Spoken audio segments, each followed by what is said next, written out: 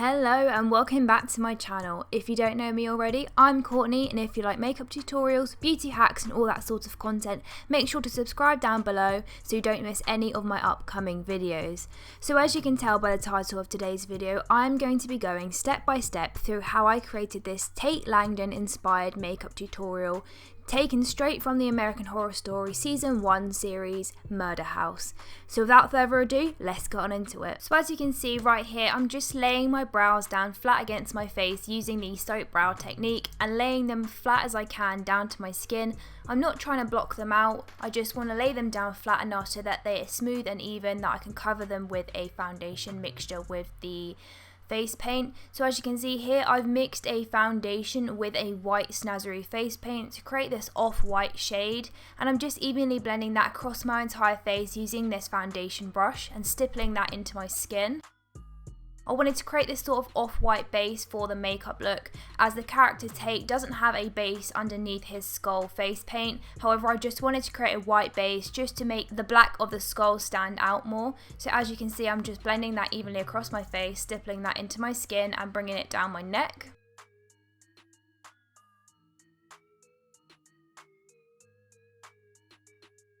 And here I'm just using a dense packing brush to just evenly blend that across my face to eliminate any streaky marks. And then I'm just switching between the packing brush and the blending brush just to get a really even white base across my entire face.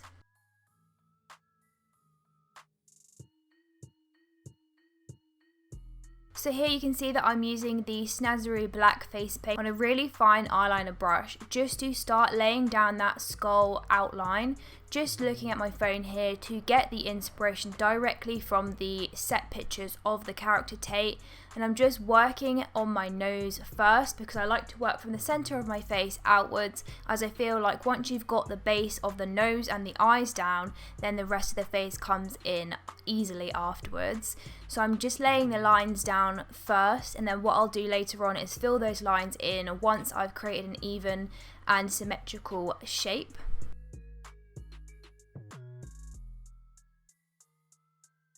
As you can see here, I'm just using this little mirror because I had a big mirror there, but it was really hard to not lean in and look really close. And I'm working on the eye socket area here, looking closely at my inspiration photo to get the lines as close to the original character as possible. But I'm not copying directly the character's makeup, I'm taking an inspiration as the original character and the original makeup that Tate does have in American Horror Story is a very complicated design, so I'm just simplifying it so it's easy for the everyday person to recreate.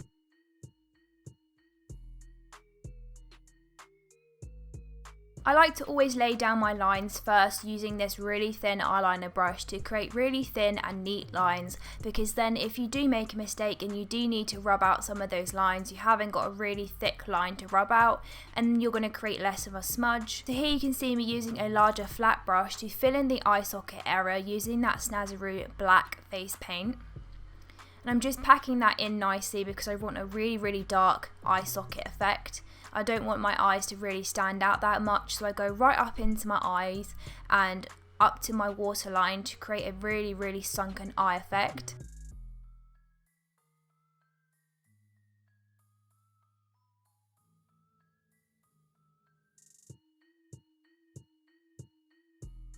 Now I do switch back and forth between the two brushes quite a lot because I want to get right up in there.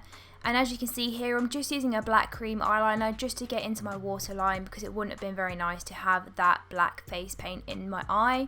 And I'm just setting that down using the Jeffree Star Cosmetics Alien palette, the black shade right there down in the bottom, just so that it doesn't crease or run if you get sweaty.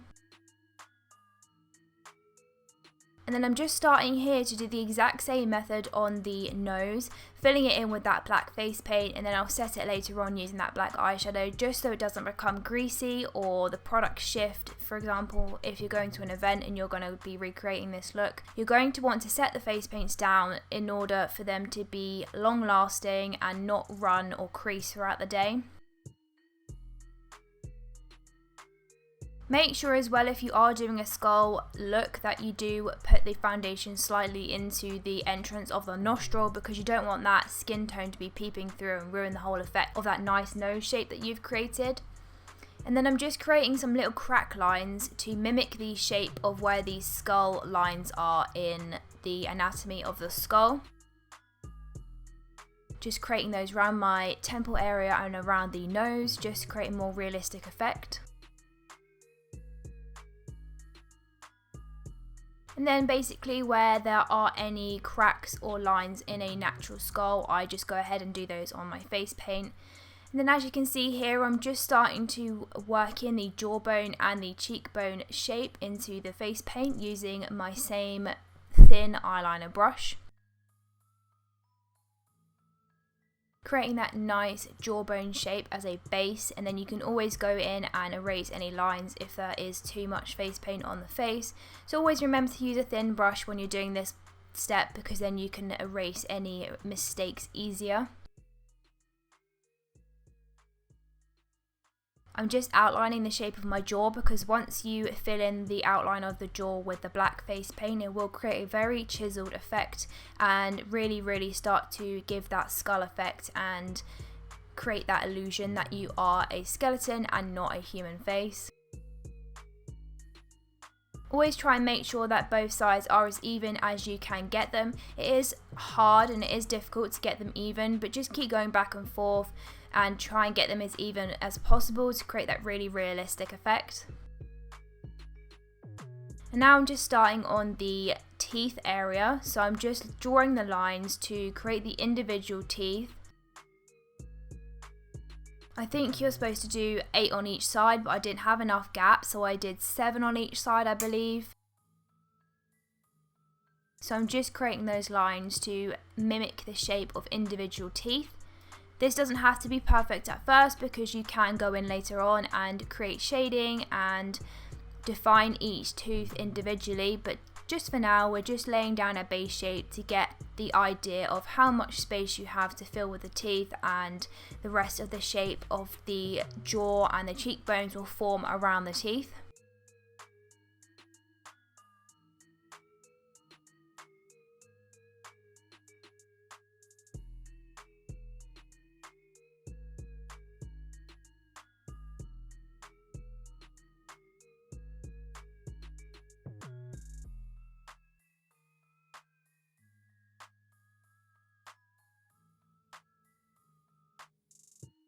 Make sure that if you're going to do this, that you create the exact same amount of teeth on each side of the jaw, or you'll end up with a lopsided skull effect.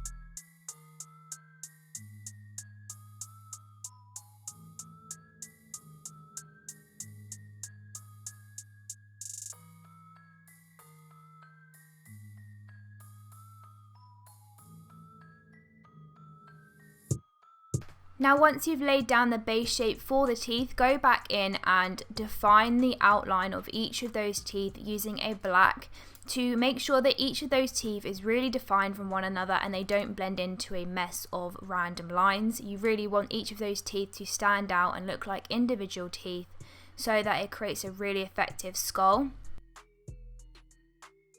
As you can see here, I'm just outlining them in between the teeth as well, to make sure that you do easily see the definition point between both of those teeth.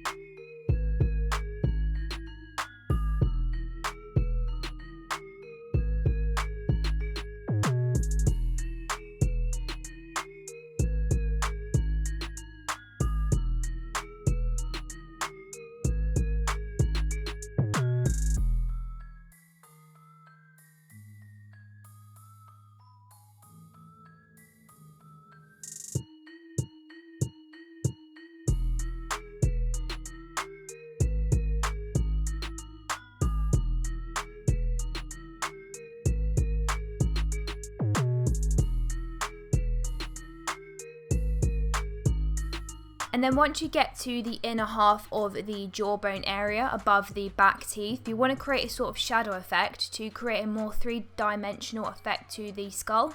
Just doing little lines above the teeth also to make sure that you have that three-dimensional effect and shape to the jaw and the teeth.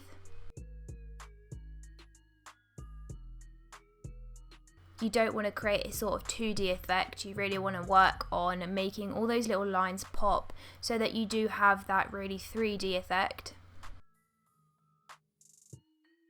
Then I'm just filling in the gap between the teeth and the jawbone to create, as I've said many times, that 3D effect. And then defining the cheekbone area using another line of black just to make sure that you don't lose any of those shapes and that the jawbone and cheekbone are as defined as the rest of the skull.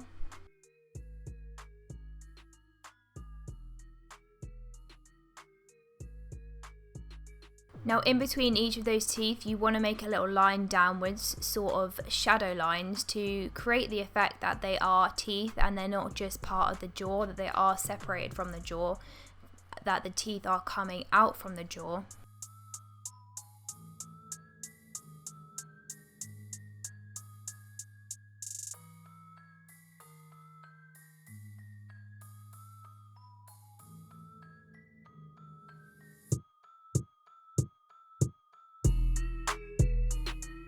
And then just go back in with that original flat brush that you used to fill in your eye shape, and I'm just filling in the back of the jaw area towards my ear to create a more hollowed out effect.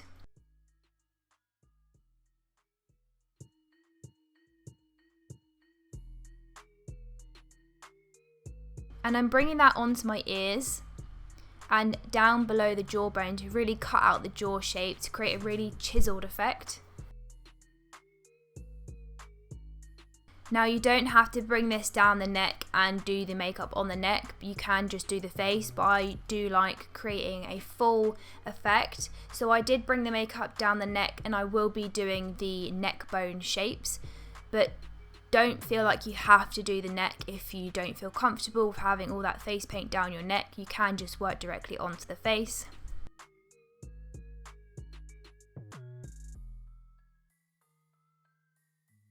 So I'm just adding in these little temple marks so I can add a little bit of a more hollow effect to kind of merge the face paint into my hairline so it doesn't just look like I've got a mask on, that it gives the effect that I am a skeleton, that I'm not just wearing the makeup. It creates a more unified effect. So you don't have to do this step, but I just feel it creates a more effective look. As you can see here, I'm just blending the face paint into my hairline, and it instantly gives this more hollowed out effect rather than just the face paint slapped on my face. Then I'm going back in with that dense packing brush and just bringing that black face paint down my neck and into my hairline behind my ears and into my ears. You don't have to put it in your ears, as I said earlier, you don't have to bring it down your neck or put it into your ears if you're not comfortable wearing that, but I do think that straight away, as you can see here, it does give a more effective look. And then I'm just adding in some more marks around the jaw and the nose to create a more realistic look to the skull. And then I'm doing some lines around the forehead just to mimic the shape of the skull and create a more realistic effect, as I've said many times. Just adding in little details here and there to make the skull look less two-dimensional. And then here, as I said earlier, you really want to define each and every one of those teeth so they don't just look like they're part of the jaw, you want to make them look separated. So I'm going around each individual tooth with the black liner to just make them stand out from one another and really create that really defined tooth effect. And I'm just creating little lines upwards from the teeth to create some shadow.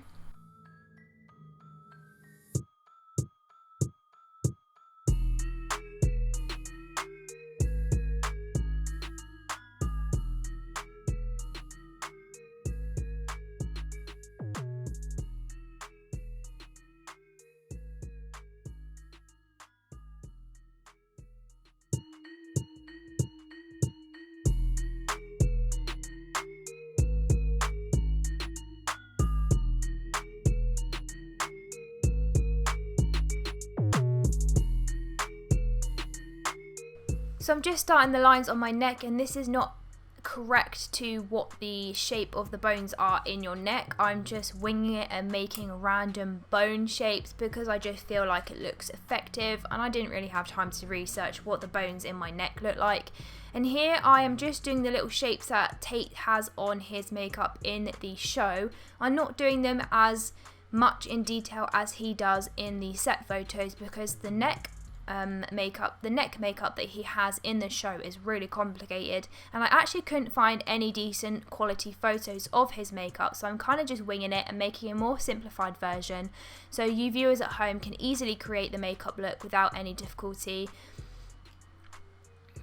And here, as you can see, I'm just using that flat brush, once again using that snazzy black paint to fill in the black areas around the shapes that I've created on my neck and my collarbone. You can't actually see here, but I did create collarbone bone shapes with the black, but you can't see them in this shot here. But I'm just filling in the black paint around the bone shapes.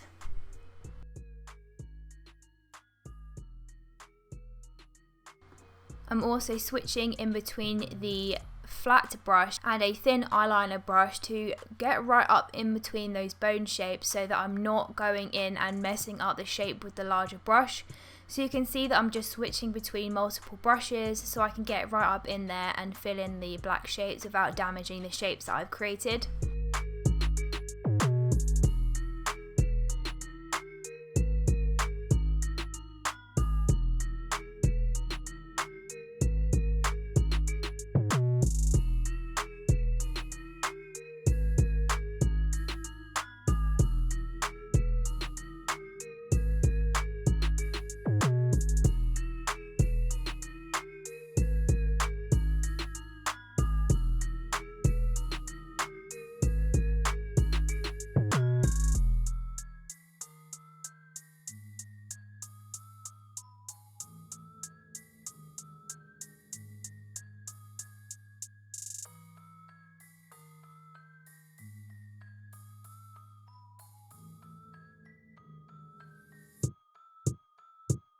And then once I filled in the black area, I go back in with the thin eyeliner brush and just go back around the individual neck bones that I created to really make them stand out from one another.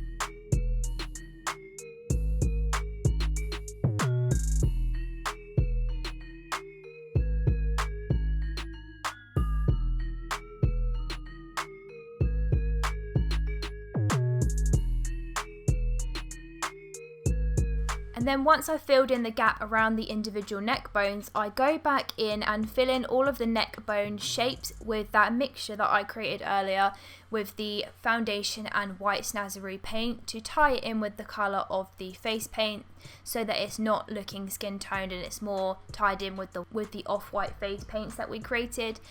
So I just let my hair down and I'm just roughing it up a bit, and I'm just taking that white face paint up throughout my hairline just to sort of merge the face paints into my hair to create a more cinematic effect. And then as you can see here, I'm just using the black face paint to once again deepen up the sides of the face to create a more three-dimensional effect.